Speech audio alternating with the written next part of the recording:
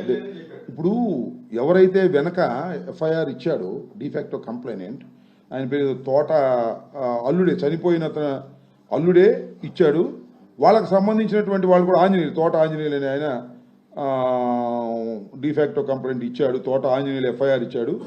జలిశెట్టి వెంకటేశ్వరరావు ఎవరైతే డిసీజ్డ్ 1 ఉన్నాడో వాళ్ళ అల్లుడు, వాళ్ళు కూడా స్టేట్మెంట్స్ ఇచ్చారు. మా ఊరు వాళ్ళే చంపారండి, మా పార్టీ వాళ్ళే చంపారండి అని చాలా క్లియర్గా ఇచ్చారు. ఎందుకంటే ఈ వెనక ఈ జలిశెట్టి వెంకటేశ్వరరావు అల్లుడు తోట ఆంజనేయులు వెనక బైక్లో వస్తున్నాడు. ఇది చూసి వాళ్ళు వారిపోయారు ఈ జేబీఆర్ కారులో నుంచి. వాళ్ళు కూడా స్టేట్మెంట్ ఇచ్చారు. ఫస్ట్ రియాక్షన్స్ అన్నీ కూడా ఇది తెలుగుదేశం పార్టీ వాళ్ళే, వాళ్ళల్లో వాళ్ళు కొట్టుకున్నారు, చంపుకున్నారు, ఆ వీరయ్య చౌదరి లాగానే అనేది అందరికీ తెలిసినటువంటి సత్యం. దొరికిందిరా డెడ్ బాడీ పెట్టండి రా అన్నారు. ఇద్దరిని పాపం అన్నదమ్ముల్ని పెట్టేటటువంటి కార్యక్రమానికి దిగజారిపోయారు.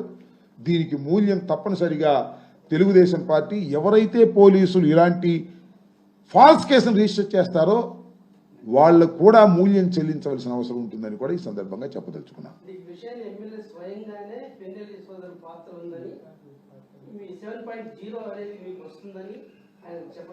అదే ఎమ్మెల్యే గారి ప్రోద్బలంతో, ఈ జేబీఆర్ గారి ప్రోద్బలంతోనే ఈ కేసుని పెట్టారు. దానిలో ఏ విధమైన సందేహం లేదు. It is a false case.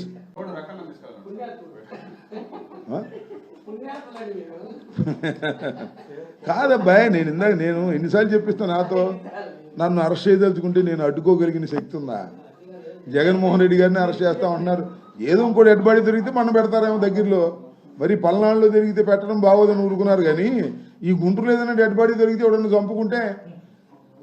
చంపుకుంటే కేసుల్లో పెడితే పెట్టారు. ఇంక ముదిరి చంపి పెడతారేమో నాకు అనుమానంగా ఉంది. డెడ్ బాడీ దొరకపోతే చంపేసి రాత్రిపూట వెళ్ళి ఎవరన్నా చంపేసి అంబటి రాంబాబు వీళ్ళందరూ కలిసి చంపారు అని పెట్టేస్తారేమోనని నాకు అనుమానంగా ఉంది.